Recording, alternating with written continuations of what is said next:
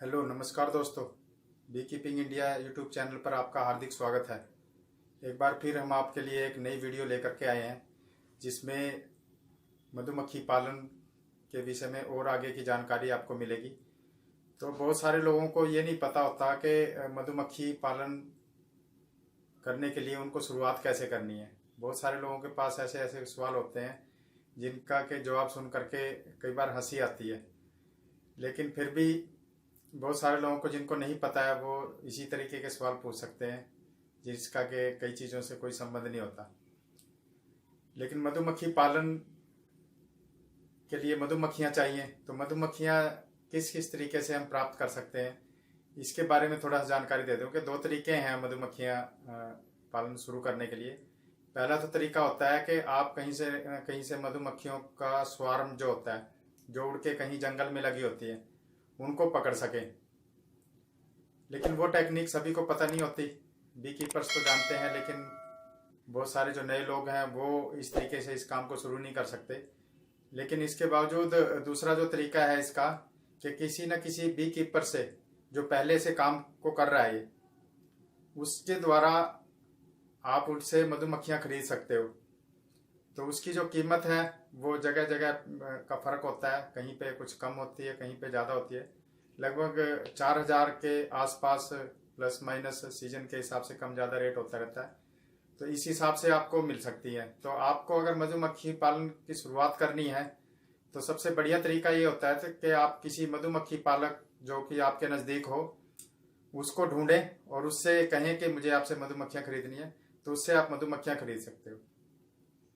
इसके अलावा बहुत सारे लोगों को ये नहीं पता होता कि कौन सी मधुमक्खी कैसी है या कितने तरह की मधुमक्खियां पाई जाती हैं। बहुत सारे लोग जो जंगलों में लगी होती है उसके बारे में नहीं जानते हैं, या जो मधुमक्खी पालन कर रहे हैं वो उसके बारे में भी नहीं जानते हैं कि उनका नाम क्या है। तो उनके जो सवाल होते हैं कि मैं मधुमक्खी पालन करना चाहता हूँ, लेकिन वो ये नहीं जवाब दे पाते कि उन्होंने कौन सी मधुमक्खी का पालन करना है। तो आपकी जानकारी के लिए बता देता हूँ आज के इंडिया में मोस्टली ज़्यादातर पाई जाने वाली 4 तरह की मधुमक्खियाँ होती हैं जो कि अलग अलग नाम से जानी जाती हैं और अलग अलग इलाकों में और अलग अलग तरीके से काम करती है। तो इनमें से सबसे पहली एक मधुमक्खी होती है जिसको बोलते हैं एपिस डोरसेटा। एपिस डोरसेटा इसका जो देसी नाम है उसको जैसे बोल देते हैं जंगली मक्खी। तो इनकी एक खासियत होती है कि ये ज़्यादातर जंगलों में पाई जाती हैं, या फिर आपने शहरों के अंदर बड़ी बड़ी बिल्डिंगों के ऊपर बड़े बड़े छत्ते लगाते हुए देखा होगा। तो इसका एक ही छत्ता होता है, लेकिन बहुत बड़ा छत्ता होता है, और इसका मधुमक्खी का जो साइज होता है वो भी आमतौर पे जो छोटी मक्खियाँ होती हैं उनसे बड़ा साइज होता है। तो इनकी खासियत ये है कि ये बहुत दूर तक खाना लेने चली जाती हैं और बहुत अच्छी पॉलिनेशन करती हैं, यानी पॉलिनेटर होती हैं बहुत अच्छी, जिससे फसल में इजाफा होता है। इसके अलावा इनकी जो शहद उत्पादन क्षमता है वो भी लगभग 30 से 35 किलो एक साल के अंदर होती है। तो बहुत काफ़ी ज़्यादा इससे भी शहद मिलता है। लेकिन इनकी एक कमी होती है कि एक तो ये पालतू नहीं हो पाती, दूसरा ये कि ये इनका जो डिफेंस सिस्टम होता है बहुत ज़्यादा स्ट्रॉन्ग होता है। तो एपिस डोरसेटा को बहुत सारे लोग अनजाने में छेड़ देते हैं, लेकिन उसका बहुत नुकसान झेलना पड़ जाता है। कई बार ये पीछे पड़ जाती है और तब तक नहीं छोड़ती जब तक कि आपको काट न ले।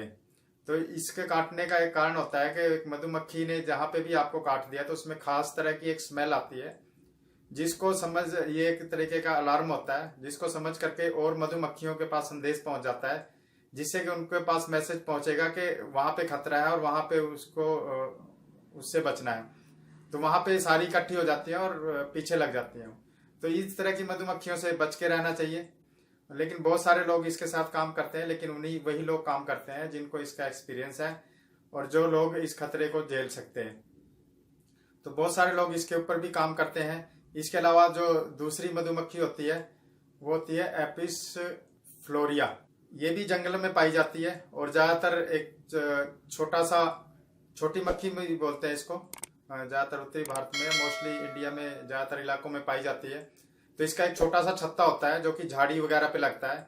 तो इसकी ये भी बड़ी अच्छी पॉलिनेटर होती है, लेकिन इसका जो शहद उत्पादन क्षमता है वो बहुत कम होने की वजह से ये बहुत ज़्यादा पॉपुलर नहीं है इंडिया के अंदर। लेकिन इसका शहद बहुत अच्छा माना जाता है। तो इसमें से लगभग 200 से 900 ग्राम के करीब या लगभग 1 किलो आपको पूरे साल में इसमें शहद मिल पाता है। और इसके अलावा ये एक सिंगल छत्ता बनाती है और बहुत ज़्यादा ये पालतू नहीं बन पाती है, इसलिए इनका व्यवसाय करना इतना ज़्यादा पॉसिबल नहीं है। तो इसके बारे में बहुत ज़्यादा हम डिटेल में नहीं जाएंगे कि कोई मधुमक्खी किस तरीके से इसमें आगे बढ़ा जा सकता है, क्योंकि ये पालतू या उस तरीके से काम के लायक नहीं है। लेकिन इसमें भी जंगलों से बहुत सारे लोग शहद निकालते हैं और अच्छी क्वालिटी का शहद माना जाता है। इनका जो डिफेंस सिस्टम होता है वो भी बहुत ज़्यादा स्ट्रांग नहीं होता, हल्का होता है।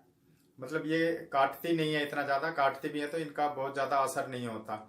इसके अलावा नेक्स्ट जो मधुमक्खी होती है उसमें होता है इंडियन बी, या इसको बोलते हैं एपिस सेरेना, जो इसका साइंटिफिक नेम है।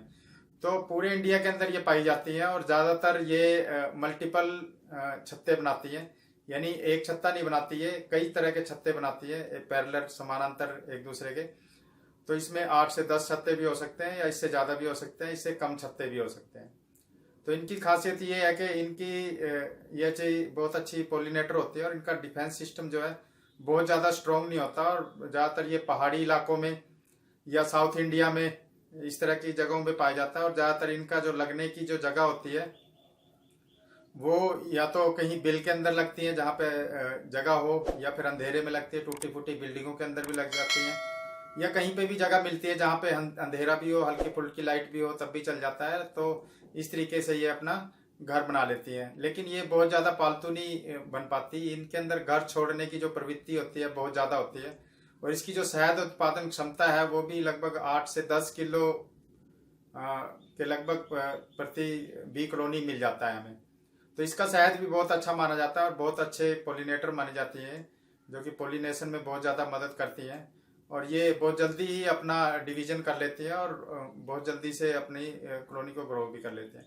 लेकिन एज ए बिजनेस बहुत जगह पे कुछ लोग हैं जो करते हैं, लेकिन ज़्यादातर ये अपने आप आ करके लगती हैं और कुछ ऑफ सीजन होने के बाद ये अपने आप ही घर छोड़ करके चली जाती है। तो ये तीसरी तरह की मधुमक्खी थी। इसके अलावा चौथी तरह की मधुमक्खी पाई जाती है जिसके बारे में हम डिटेल से बात करेंगे, एपिस मेलिफेरा। ये 1960 से पश्चिमी देशों से इंपोर्ट की गई थी, इसलिए क्योंकि इटली से इंपोर्ट किया गया था, इसलिए इसका नाम जो है इटालियन मधुमक्खी बोलते हैं। तो पूरे इंडिया में एज ए बिजनेस अपॉर्चुनिटी इस मधुमक्खी पालन को, इस मधुमक्खी को सबसे ज़्यादा पालते हैं। इसी के बारे में ज़्यादातर ट्रेनिंग्स अवेलेबल हैं पूरे इंडिया के अंदर।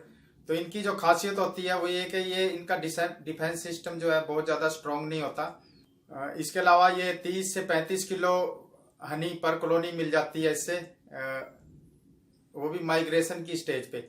अगर आप जगह जगह मधुमक्खियों को ट्रांसफर करते हैं जहाँ पे फूल पर्याप्त मात्रा में हो, जहाँ पे सीजन खत्म हो गया वहां से उठा करके ऐसी जगह पे रखना जहाँ पे सीजन चल रहा हो या फूल आ रहे हो, तो वहां पे लगभग 30 से 35 किलो मिल जाता है शायद। लेकिन नॉर्मल कंडीशन में अगर एक ही जगह पे रखा जाए, जो सीजनल फ्लावरिंग होती है उसमें लगभग 10 से 15 किलो इसमें शहद मिल जाता है।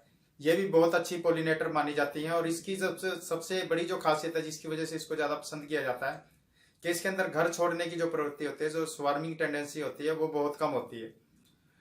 तो इस तरह की ये 4 मधुमक्खियां पाई जाती हैं पूरे इंडिया के अंदर। अभी हम सारों के ऊपर आगे डिटेल में बातचीत नहीं करेंगे, ज़्यादातर हम जितनी भी मधुमक्खियां हैं उन पे सारों पे डिटेल में बातचीत करने की बजाय हम कोशिश करेंगे सिर्फ एक जो कि व्यावसायिक तौर पे मधुमक्खी पालन किया जा सकता है, जिसमें एपिस मेलिफेरा का नाम आता है।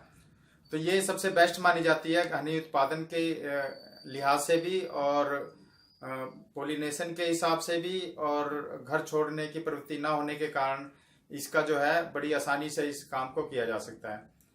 तो दोस्तों ये थी आपकी जो मेन मधुमक्खियां हैं 4 प्रकार की भारत के अंदर। इसके अलावा एक और मधुमक्खी है जो कि स्टिंगलेस बी के नाम से जानी जाती है, लेकिन बहुत ज़्यादा पॉपुलर नहीं है। कुछ इलाकों में लोग इसके ऊपर काम करते हैं, लेकिन इसके बारे में बहुत ज़्यादा अभी डिटेल से मैं बात नहीं करूँगा।